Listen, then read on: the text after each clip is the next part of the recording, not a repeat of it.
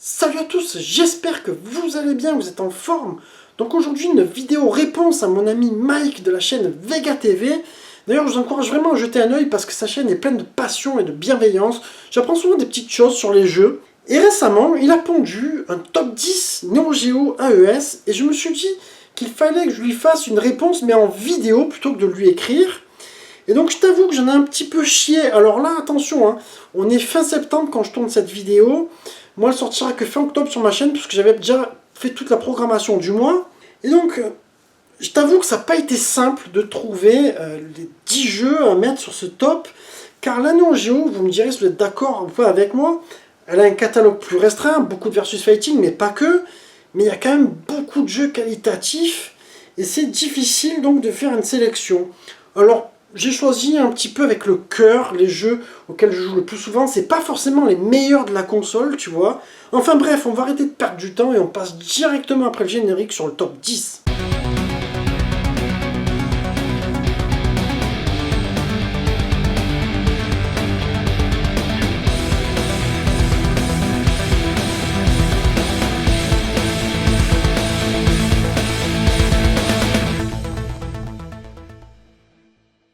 Alors là, d'entrée de jeu, j'ai hésité, tu vois. J'avais envie de mettre le Super Sidekicks 1, parce que c'est un jeu que j'aime beaucoup. Et à côté de ça, au travers de l'Arcade Stick Pro Neo Geo, j'ai découvert un jeu de baseball, j'avais fait le test d'ailleurs, c'est le Baseball Stars 2.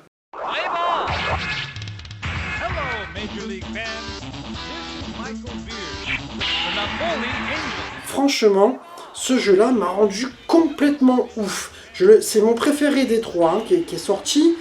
Je trouve qu'il a un gameplay qui est complètement fun. Alors après, attention, l'ordinateur il peut être vraiment très vache avec toi, un peu comme dans Mario Kart, tu vois. C'est-à-dire que t'es premier sur la fin de la course, et puis d'un coup, paf, tu te fais défoncer. Ben là, c'est pareil, c'est-à-dire d'un coup, tu mets des home runs de partout.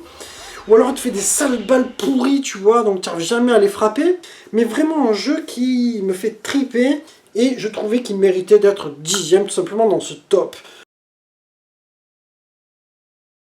Un jeu de combat qui m'a mis dans la frustration dès le départ quand je l'ai connu. Parce qu'en fait, je le trouve à une ambiance terrible, une ambiance de la rue, crade, etc. Tu as l'ambiance des années 90, comme tu pourrais voir dans le film Roadhouse avec Patrick Swayze. Et en même temps, à côté de ça, une IA qui est complètement pétée. Et au final, avec cette frustration, ça m'a fait un petit peu comme dans la musique, tu vois, sur la guitare, c'est un instrument qui est très difficile, et tu vas en chier pour rentrer quelques solos, quelques trucs comme ça, et du coup, tu vas devoir t'envoyer. Et bien ce jeu-là, il m'a fait le même effet, c'est le Art of Fighting 2.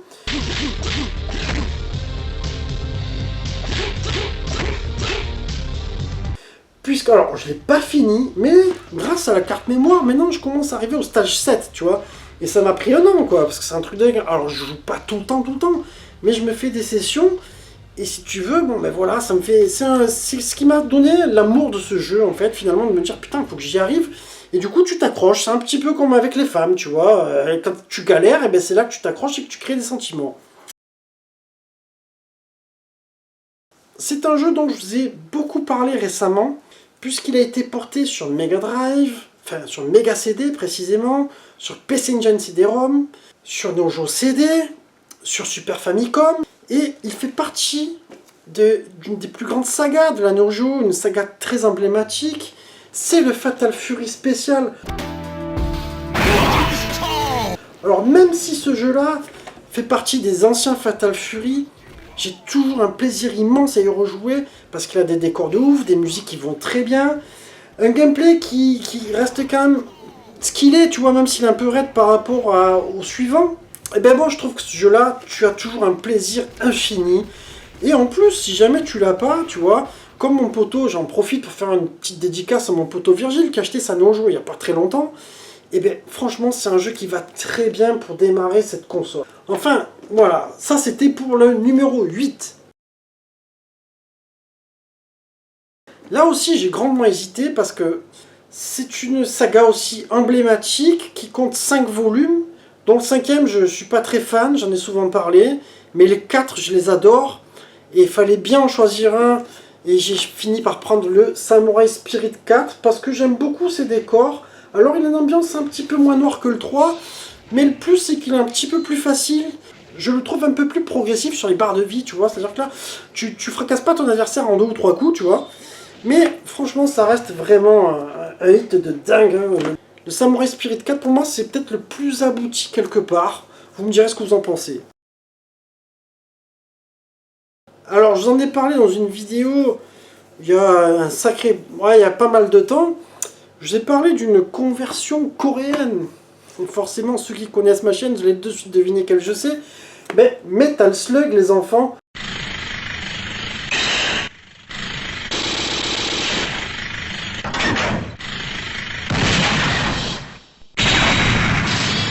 Metal Slug. J'ai pris une converte parce que ben, forcément l'original il coûte hyper cher. Alors à savoir que les jeux de ce type là, les run and gun, j'avais beaucoup aimé à l'époque les Probotector Contra et tous ces jeux. Et puis ça a été une phase pour moi, tu vois. C'est-à-dire qu'après j'ai plus vraiment envie d'y rejouer. Mais comme Metal Slug, je l'avais pas beaucoup fait et je l'ai beaucoup connu en fait au travers de la Neo Geo Mini. Et au final, ça m'a redonné envie de jouer à tous ces jeux-là. Et bon, il m'en fallait bien un. Et le premier, je le trouve vraiment très emblématique aussi. Et c'est un jeu que j'aime bien rejouer. Et surtout, je trouve qu'il a un bon rythme. Il n'est pas trop long, pas trop court. Enfin bref, voilà, vous le connaissez tous de toute façon. Là aussi, ça a été difficile parce que forcément, on se rapproche du top 1. Et lequel mettre, c'est une grande saga.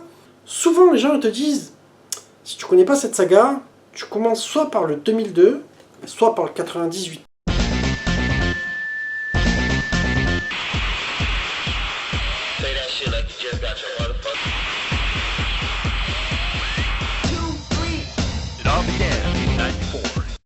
Donc c'est celui-là que j'ai sélectionné. Alors vous savez que moi j'ai des boîtes molles, des repros, etc. Hein, j'ai pas besoin de vous le dire. KOF 98, un KOF qui pour moi est vraiment l'aboutissement du 94 au 97. Mais on fait le 98 avec des stages qui sont plutôt sympathiques.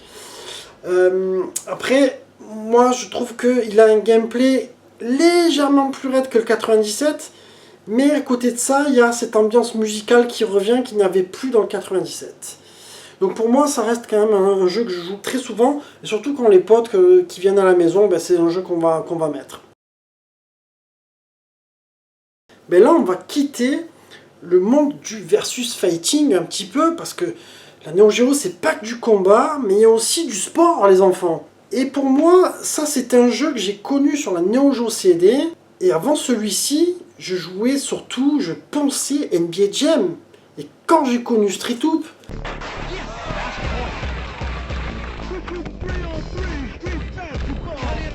punaise, ça a été le coup de cœur de ouf. Hein. C'était encore au-dessus d'NBA Jam parce que c'est un jeu quand même que j'aimerais toujours.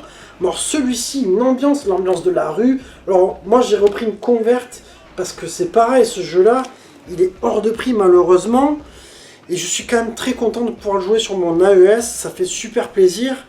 Et un jeu en plus que tu peux jouer à plusieurs et tu te régales, c'est vraiment quelque chose de... C'est vraiment une ambiance géniale, quoi. On arrive au top 3. Alors là, c'est un jeu qui me manque et que je convoite, je cherche. Je l'ai vu à la Castle Geek à Château-Renard, mais c'était un jour où j'avais pas trop de sous et le vendeur il était pas sur son stand. Et puis après je me suis dit, non mais arrête de partir en cacahuète. Lui il l'avait en loose dans une boîte repro, tu vois. Mais en attendant, j'ai quand même la chance de l'avoir sur la Play 2 en mode compilation. C'est le Last Blade 1 les enfants. Et oui, c'est pas le 2. Alors le 2 c'est un jeu, je vous le précise, je l'adore. Mais avec le recul, même s'il y a moins de persos, je préfère le 1. Je trouve qu'il a une ambiance plus noire en fait. Le 2 restera pour moi un superbe jeu. Mais il fallait choisir, tu vois, il fallait choisir l'un ou l'autre en fait pour ce top. Pour moi c'était un petit peu ça. J'allais pas mettre les deux. Top 2, ça se rapproche. Et là je pense que pas tout le monde comprendra mon choix. Mais comme je vous ai dit, attention, c'est pas parce qu'on arrive sur le podium que ce sont les meilleurs jeux de la console. Mais celui-ci c'est un jeu qui sentimentalement, c'est voilà, c'est un jeu du cœur. C'est un jeu que j'ai pas connu directement sur la Neo Geo mais sur la PS1. et qui m'a vraiment fait comprendre que j'adorais le versus fighting en fait et que j'aimais l'univers SNK. Tu vois, c'est un petit peu celui qui a gravé le truc en me disant putain mais j'adore en fait la musique, les personnages, les décors, et c'est le fameux KOF 95.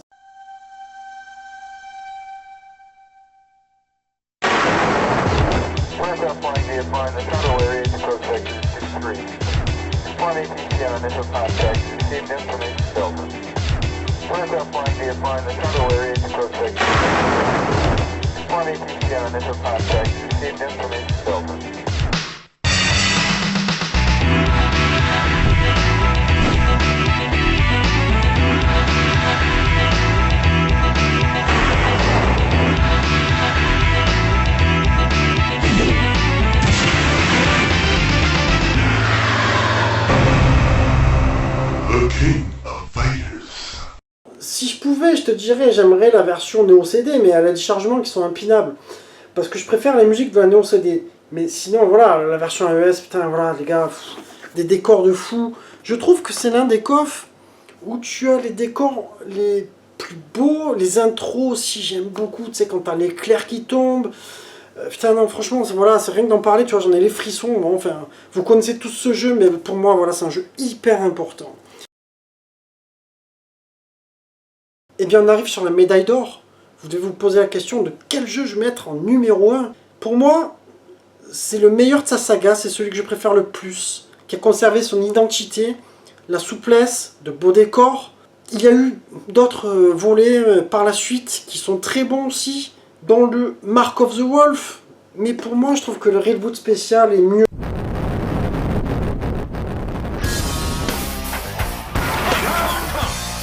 Dans le sens où c'est reste pour moi vraiment un Fatal Fury. Le garou, je trouve que il a un côté, si tu veux, qui devient un petit peu Street Fighter. Mais attention, ça reste un très très bon jeu. Hein. Ça reste un très bon jeu, je critique pas. Mais pour moi, voilà, ma balance, elle penche plus sur le côté Railboot spécial. D'autant plus que, je vous avais parlé, je l'avais connu sur la PS1 avec sa formule Dominated Mind, qui est une exclue. Donc il y a un côté aussi très sentimental. Et d'y rejouer sur Neo Geo dans cette version là, putain c'est la folie quoi. Alors en plus sur Neo CD t'as des musiques de dingue. Donc voilà, après c'est pour moi, alors c'est pas le meilleur jeu de la console, c'est pas parce qu'il est numéro 1, qu'il est médaille d'or, que c'est le meilleur jeu de la Neo Geo. Comme je dis, c'est très compliqué de faire vraiment un classement, ce serait impossible même, parce qu'il y a trop d'autres jeux que j'adore, tu vois. Il y a le KOF 96 aussi, 97 qui sont très bons. Tu as aussi le RB2, le RB1 qui sont excellents. Enfin bref, de toute façon, je pense que vous m'avez compris. Mais bon, voilà, ça c'était mon choix number 1. Et c'est celui qui va conclure ma vidéo. J'espère qu'elle vous aura plu. Et à toi aussi, Mike. Je pense qu'on a un top 10 qui est assez différent. Moi aussi, j'avais envie de mettre Blazing Star. Mais putain, c'est trop compliqué, quoi. Donc à un moment donné, il fallait faire un choix. Peut-être qu'on en refera un dans un an, ou pourquoi pas sur notre machine. Enfin voilà, je vous embrasse tous, j'espère que vous aurez kiffé, liké, partagé, commenté surtout, pour qu'on puisse échanger un petit peu là-dessus. Et puis je vous embrasse, et puis je vous dis à très bientôt.